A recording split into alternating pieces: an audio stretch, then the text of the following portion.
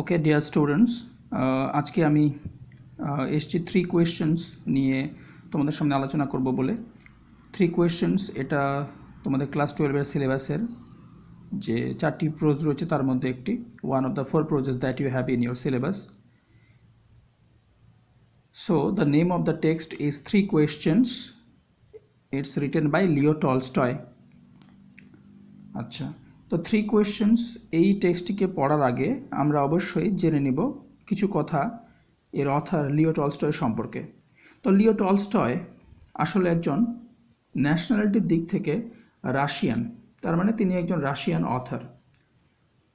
তার পরিচয় মূলত তিনি একজন নভেলিস্ট এবং তিনি অবশ্যই একজন ফিলোজফার বা ফিলোজফিক্যাল থিঙ্কার। লিও টলস্টয়ের লেখার একটি বিশেষ বৈশিষ্ট্য হলো যে তিনি তার লেখার মধ্যে দিয়ে বা লেখার মাধ্যমে বা তার লেখা বিভিন্ন কাজগুলোর মধ্যে দিয়ে বাস্তবিক মানুষের যে সমস্ত সমস্যা, ভাবনামূলক বা চিন্তামূলক যে সমস্ত সমস্যাগুলো বা বাস্তবিক যে সমস্ত সমস্যা দিয়ে বা প্রশ্ন বা কৌতূহল দিয়ে মানুষ আচ্ছন্ন, সে সমস্ত প্রশ্নগুলোকে তিনি বা সেই সমস্ত বাস্তবিক দিকগুলোকে, জীবনের বাস্তবিক দিকগুলোকে তিনি তার লেখনী ক্ষমতার মাধ্যমে তার বিভিন্ন কাজের মধ্যে ফুটিয়ে তুলেছেন। এই কারণে লিও টলস্টয়ের লেখার একটা অন্যতম বৈশিষ্ট্য হলো রিয়ালিজম, মানে তার লেখা বাস্তবের কথা বলে, বাস্তবিক বিভিন্ন সমস্যাগুলোর কথা বলে, যেগুলো বাদ দিয়ে জীবন নয়। আমরা টেক্সটটা পড়লে এই বিষয়টার সঙ্গে টেক্সটটাকে রিলেট করতে পারবো। তো লিও টলস্টয়, যিনি লিও টলস্টয় নামে বেশি পরিচিত, but his actual name is Lev Nikolayevich Tolstoy. Life span হলো 1828 টু 1910। এখানে বলা হয়েছে better known as Leo Tolstoy, এবং ইনি ওয়ার্ল্ড লিটারেচারে, বিশ্ব সাহিত্যে একজন অন্যতম নভেলিস্ট হিসেবে পরিচিত। তার লেখা অত্যন্ত গুরুত্বপূর্ণ কিছু ওয়ার্কস হলো যেমন War and Peace, Anna Karenina.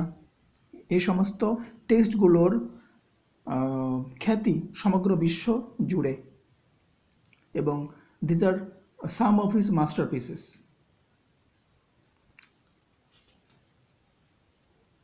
আচ্ছা, এবারে আমরা টাইটেলটা নিয়ে একটু আলোচনা করি। টাইটেলটা কিন্তু খুবই গুরুত্বপূর্ণ। সাধারণত আমরা কি করি, যে কোনো কবিতা বা গল্প বা নাটকের টাইটেলটা আমরা শুধুমাত্র এক পলক দেখে সরাসরি ড্রামা বা নাটক বা মূল কন্টেন্টের মধ্যে চলে যাই, কিন্তু এটা করার আগে অবশ্যই আমাদের we should repeatedly think and try to analyse the title.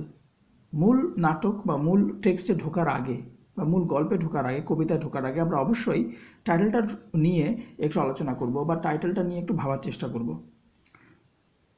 The title of the present text is 3 questions. এই প্রেজেন্ট টেক্সটের টাইটেলটা হলো 3 কোয়েশ্চেন্স, 3টি প্রশ্ন।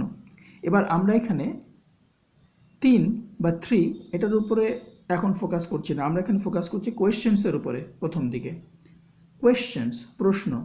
সাধারণত আমরা জীবনে উত্তরকে বা বেশি গুরুত্ব দিই এবং প্রশ্নকে ততটা গুরুত্ব দিই না, কিন্তু আসলে আমাদের জীবনে উত্তরে যতটা না গুরুত্ব, তার থেকে অনেক বেশি গুরুত্ব কিন্তু প্রশ্নের।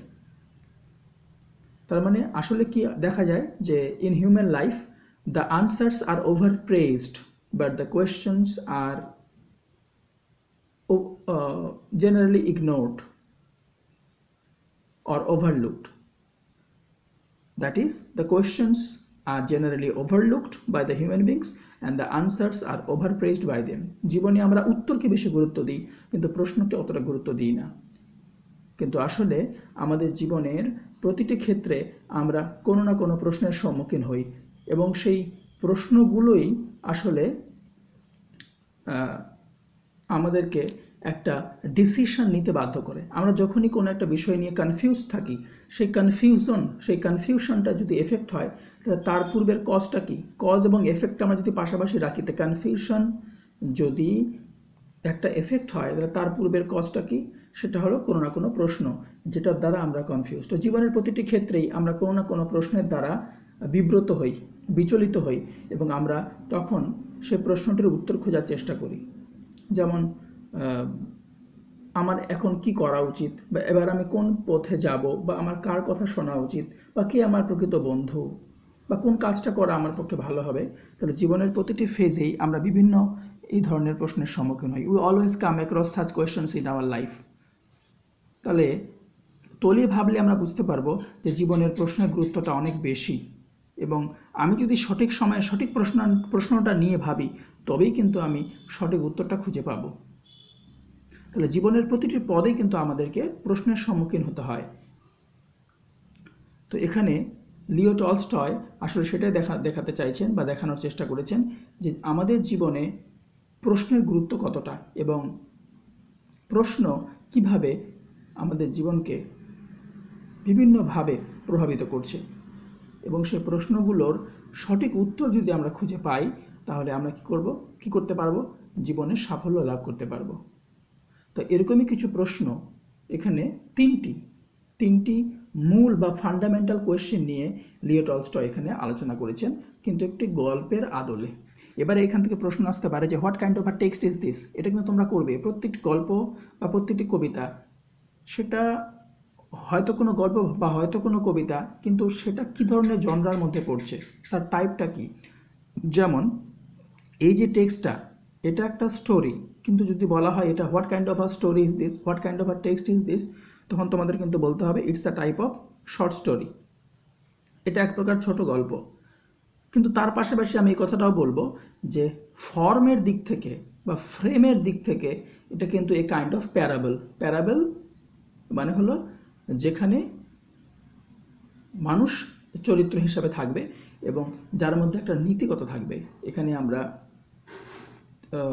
প্রায় 3 জনের মতো চরিত্র খুঁজে পাবো, এবং এই গল্পটি আমাদের সামনে একটা নীতিমালা মানে নীতিকথা তুলে ধরবে। তাহলে সেই ফ্রেম বা ফর্ম বা ভিউ পয়েন্ট থেকে দেখলে আমরা বলতে পারি এই গল্পটি আসলে কিন্তু জনরার দিক থেকে এ কাইন্ড অফ প্যারাবল। আচ্ছা, এই পুরো গল্পটি একবারে এক্সপ্লেন করা আমার পক্ষে সম্ভব হবে না, তাহলে ভিডিওটা লম্বা হয়ে যাবে। আমরা চেষ্টা করবো এটাকে কতগুলো পার্টে ডিভাইড করে নিয়ে আলোচনা করার। আচ্ছা, ঠিক আছে, এবার তাহলে আমরা মূল টেক্সটে প্রবেশ করছি। এখানে আমি বলে নিচ্ছি যে এই গল্পে আমরা একটা ক্যারেক্টার পাবো। In this story we are going to have a character named who is called tsar. এই গল্পে একটা চরিত্র আমরা পাবো, যে চরিত্রটির নাম এখানে দেওয়া হয়নি, কিন্তু সেই চরিত্রটাকে এখানে জার বলে উল্লেখ করা হয়েছে। TSAR উচ্চারণটা হবে জার। জার বলতে কি বোঝায়? রাশিয়ান সম্রাটদেরকে জার বলে, যেমন ভারতীয় সম্রাটদেরকে শাহজাহান বা বাদশাহ, ভারতীয় সম্রাটদেরকে যেমন মহারাজা বা সম্রাট বলা হয়েছে, ঠিক একইভাবে, বা রাজা বলা হয়, ঠিক একইভাবে রাশিয়ান সম্রাটদেরকে বলা হয় জার। তো এখানে একজন রাজাকে জার বলে সম্বোধন করা হয়েছে, তার মানে এখানে একটা প্রপার নাউনকে কমন নাউন হিসাবে ব্যবহার করা হয়েছে, কিন্তু সেই জারের কি নাম, প্রকৃত নাম কি, সেটা কিন্তু উল্লেখ করা হয়নি। তাহলে প্রথমে আমরা এখানে একটা চরিত্র পাবো, সেই চরিত্রটা জার নামে পরিচিত আমাদের কাছে, বা লেখক আমাদের সামনে জার হিসেবে তুলে ধরেছেন সেই চরিত্রটিকে। কি দেখা যাচ্ছে? It once occurred to a certain Tsar that if he always knew the right time to begin everything, একবার একজন রাশিয়ান সম্রাট বা একজন রাশিয়ান মহারাজা, যাকে জার বলেই আমরা সম্বোধন করব, একজন রাশিয়ান জারের কাছে একটি সমস্যার সৃষ্টি হয়েছিল।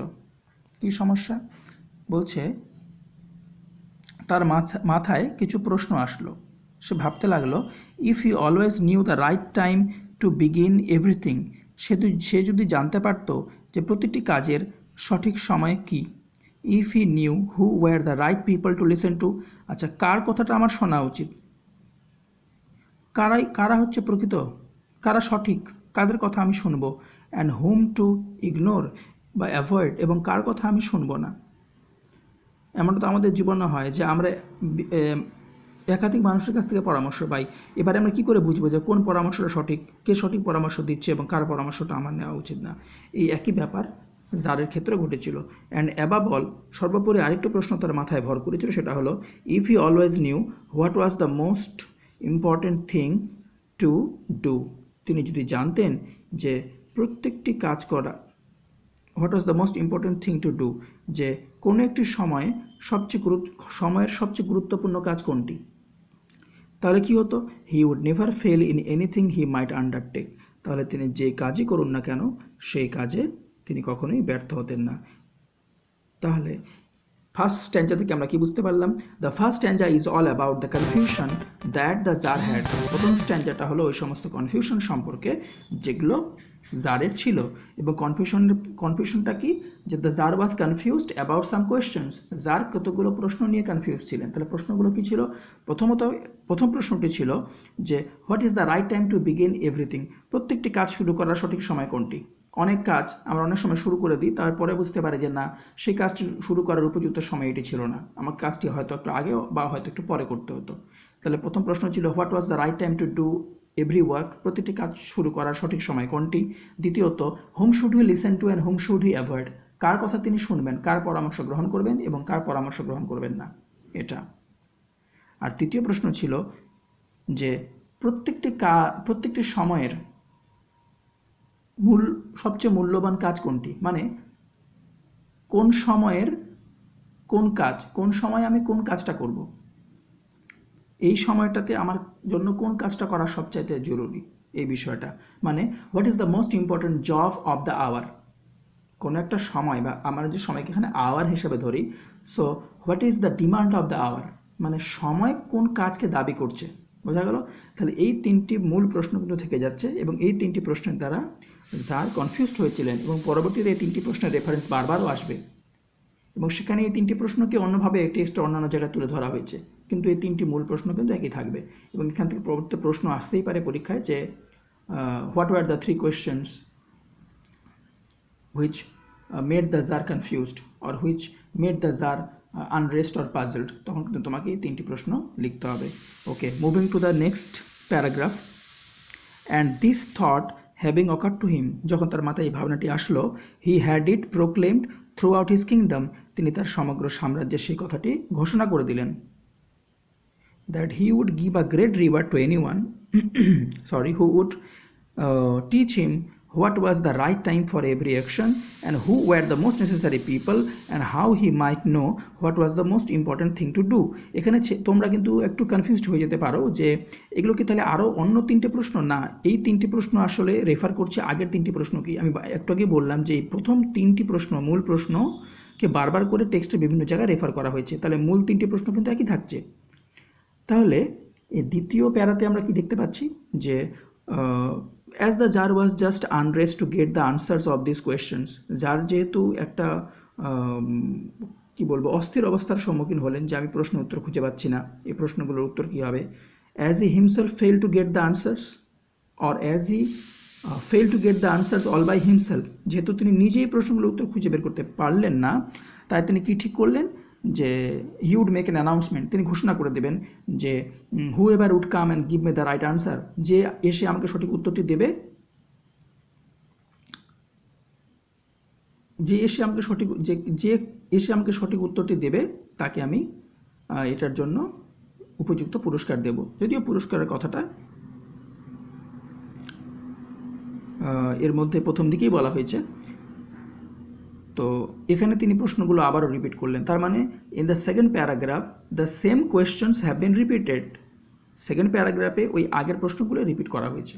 ওকে, so what did the tsar do, তাহলে জার কি করলেন, the tsar made a proclamation, he proclaimed, he did an announcement, তিনি এটি ঘোষণা করে দিলেন। তাহলে এখান থেকে প্রশ্ন আসতে পারে যে why did the tsar make a proclamation or why did the tsar proclaim, what was the cause behind the proclamation, what did he say in his proclamation, তিনি কেন ঘোষণা করেছিলেন, কি ঘোষণা করেছিলেন, এই বিষয়গুলো। ওকে, তার মানে এখানে আমাদের বুঝতে হবে যে how much was the tsar confused with those questions that he went on to made a proclamation of giving a reward to the person who would give him the right answer. এখানে আমাদের তাহলে বুঝতে হবে যে রাজা তাহলে কী পরিমাণ এই প্রশ্নগুলোর দ্বারা কনফিউজড ছিলেন, বিব্রত ছিলেন, যে বা তিনি কী পরিমাণ মরিয়া হয়ে উঠেছিলেন ওই সমস্ত প্রশ্নগুলোর উত্তর পাওয়ার জন্য, যে তিনি ঘোষণা করে দিলেন তার রাজ্যে যে এসে এই প্রশ্নগুলোর উত্তর দিতে পারবে তাকে তিনি পুরস্কৃত করবেন। আচ্ছা, এবার এখানটা প্রশ্ন আসতেই পারে, বা আমরা ভেবে নেব প্রশ্নটা পড়ার সময় আমাদের ভাবতে হবে যে এখান থেকে কী কী প্রবাবল প্রশ্ন হতে পারে। তো সেই দৃষ্টিভঙ্গি থেকে আমি একটা প্রশ্নের কথা বলছি যে কেন রাজা এই তিনটে প্রশ্নের উত্তর খুঁজতে মরি হয়ে পড়েছিলেন? হোয়াই ডিড দ্য জা want to get the answers of all this questions? রাজা কেন এই তিনটে প্রশ্নের উত্তর খোঁজার চেষ্টা করেছিলেন? কারণ তিনি নিজেই বলেছেন যে আমি যদি এই তিনটে প্রশ্নের সঠিক উত্তর পেয়ে যাই তাহলে কী হবে, whatever attempt I would undertake, যে কোনো উদ্যোগ যেটা আমি গ্রহণ করব, I would not fail in that, আমি সেটাতে ব্যর্থ হব না। ফার্স্ট প্যারাতেই কথাটা আছে। He would never fail in anything he might undertake. Undertake মানে গ্রহণ করা, যে কোনো উদ্যোগ যেটা তিনি গ্রহণ করবেন, এই তিনটি প্রশ্নের উত্তর পেয়ে গেলে সে উদ্যোগে, সে প্রচেষ্টায় তিনি সফল হবেন না। তো এটা ছিল তার it was the actual cause behind his desire to get answer of all this questions. পড়ার সময় খুব নিখুঁতভাবে আমাদের এই বিষয়গুলো বুঝতে হবে। পড়ার সময় আমরা এটাও দেখব যে এই লাইন থেকে সম্ভব বা এই প্যারাটা কী সম্পর্কে, এই পার্টিকুলার প্যারাগ্রাফটা কী সম্পর্কে, সেটা আমাদেরকে পেন্সিল দিয়ে পাশে পাশে লিখে নিতে হবে। এবং এই প্যারাগ্রাফ থেকে বা এই পার্টিকুলার লাইন থেকে কী ধরনের প্রশ্ন আসতে পারে। তার মানে your duty would be not only to go through the lines but also to think about the probable questions.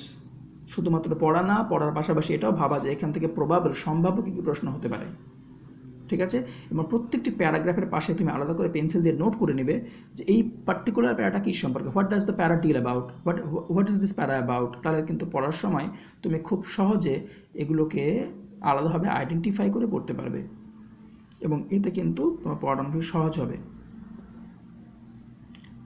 Okay, moving to the third paragraph, যদিও সেটা খুব ছোট, বলছে যে and learned men came to the czar but they all answered his questions differently. স্বাভাবিকভাবেই সব জায়গা থেকে রাজার ডাকে লোকেরা আসতে শুরু করলেন, শিক্ষিত পণ্ডিত লোকেরা আসতে শুরু করলেন। কেন? রাজার প্রশ্নের বা জারের প্রশ্নের উত্তর দেওয়ার জন্য।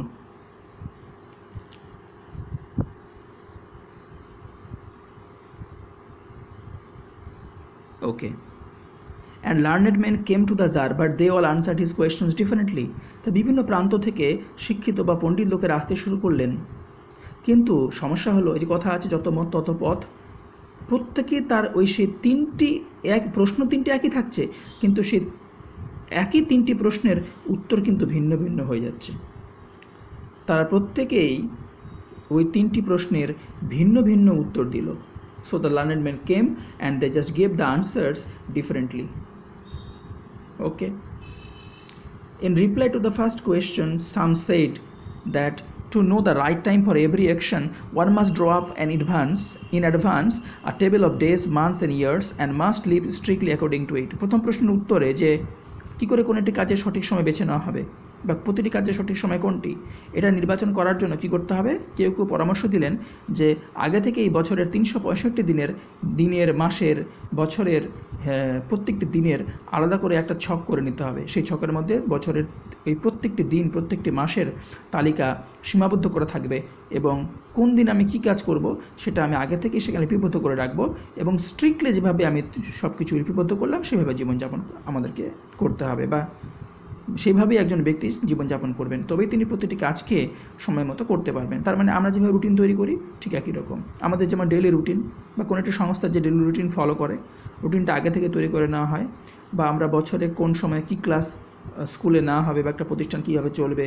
ছুটি কখন থাকবে, এই বিষয়গুলো আগে থেকে তৈরি করা হয়। তো বলছে এইভাবে আমাদের বছরের পুরো একটা নির্ঘণ্ট তৈরি করে নিতে হবে এবং তার ভিত্তিতে একজন তার জীবনযাপন করবে। Only thus said they could everything be done at its proper time.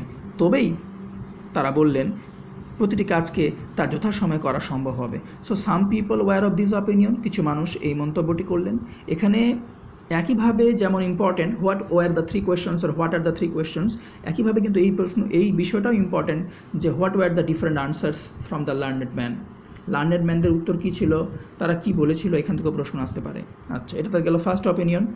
আচ্ছা, secondly others declare that it was impossible to decide beforehand the right time for every action. কিছু মানুষ বললেন যে না, আগে থেকে প্রত্যেকটি কাজের সঠিক সময় নির্বাচন করে রাখা বা ঠিক করে নেওয়া সম্ভব নয়, but that not letting oneself be absorbed in idle pastimes one should always attend to all that was going on.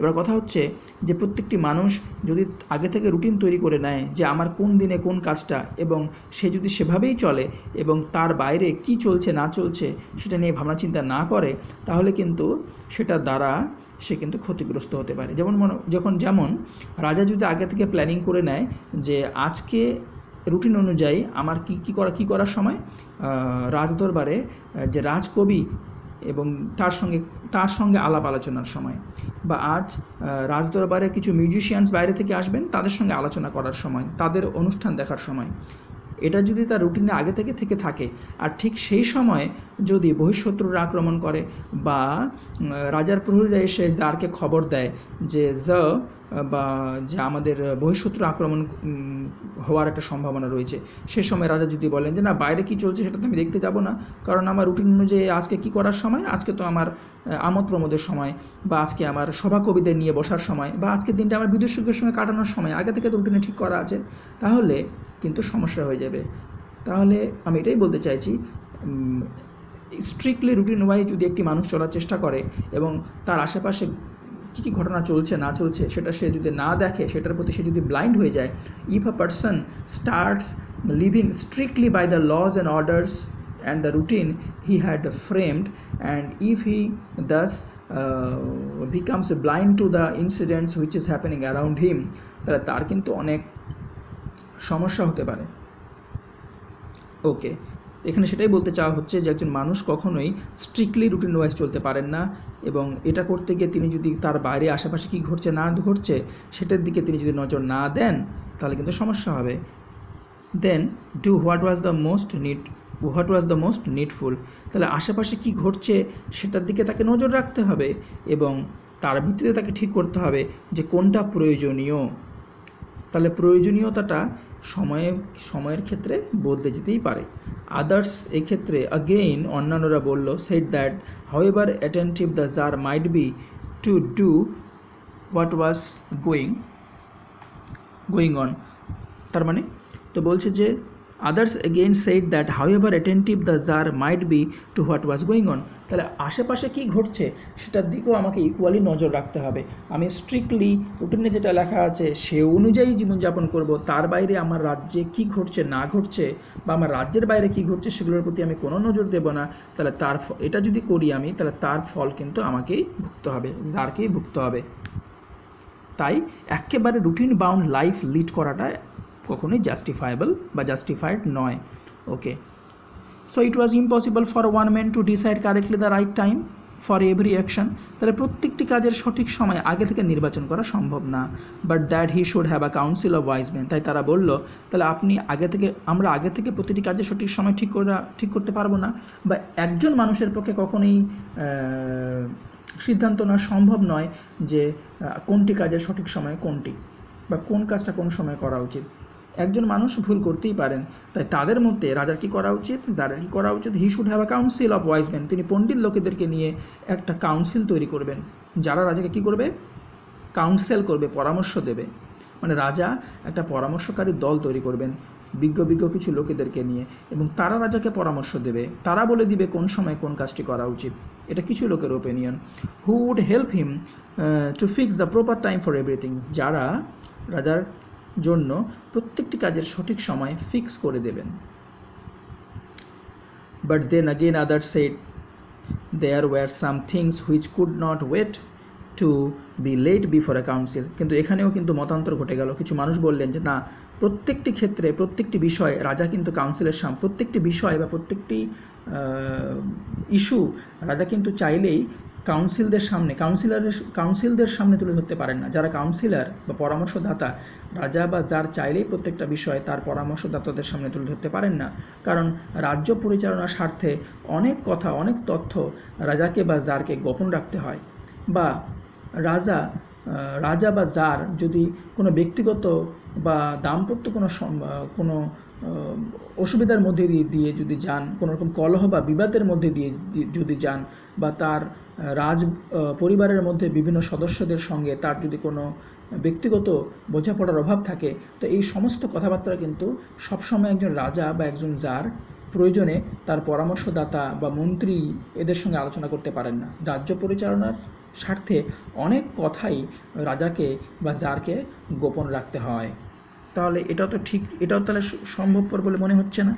But about which one had at once he decided whether to undertake them or not. আরেকটি বিষয় হলো যে যখন আপাতকালীন পরিস্থিতি, হঠাৎ রাতারাতি দেখা গেল যে বহিঃশত্রুরা আক্রমণ করেছে সাম্রাজ্যে। তাহলে এই সময় রাজা যদি বলেন ঠিক আছে সবাইকে ডাকো, আমি পরামর্শ নেব সমস্ত কাউন্সিলরদের কাছ থেকে, তারপরে সিদ্ধান্ত নেব, তাহলে না, কিছু কিছু ক্ষেত্রে কোনো একটা উদ্যোগ, কোনো একটা পদক্ষেপ, মানে ডু অর ডাই এরকম কোনো একটা পদক্ষেপ, এমার্জেন্সি সিচুয়েশনে কোনো একটা পদক্ষেপ, আপাতকালীন পরিস্থিতিতে কোনো একটা উদ্যোগ নেওয়ার বা এই সমস্ত সময়ে সিদ্ধান্ত নেওয়ার ক্ষমতাটা রাজাকে নিজেকেই রাখতে হবে। প্রত্যেকটি বিষয়ে যেমন কাউন্সিলরের সামনে তুলে ধরা সম্ভব না, এবং প্রত্যেকটি মুহূর্তে কিন্তু তিনি কাউন্সিলরদেরকে সঙ্গে পাবেনও না বা সাথে পাবেনও না। তাহলে এই পরামর্শটিও এখানে মানে গ্রহণযোগ্য বলে মনে হচ্ছে না। But in order to decide that one must know before hand what was going to happen